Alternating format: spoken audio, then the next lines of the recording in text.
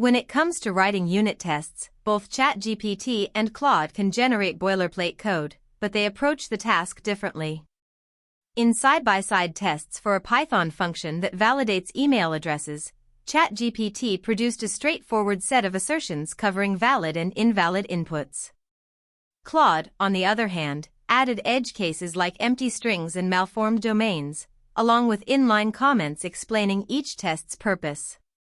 For a JavaScript API endpoint, ChatGPT wrote tests using gests describe and it blocks, while Claude organized tests into logical groups with setup and teardown logic.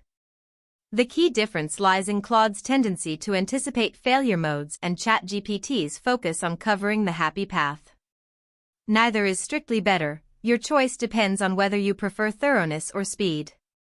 The takeaway: use ChatGPT for quick coverage of core functionality, and Claude when you need deeper edge case analysis and self-documenting tests.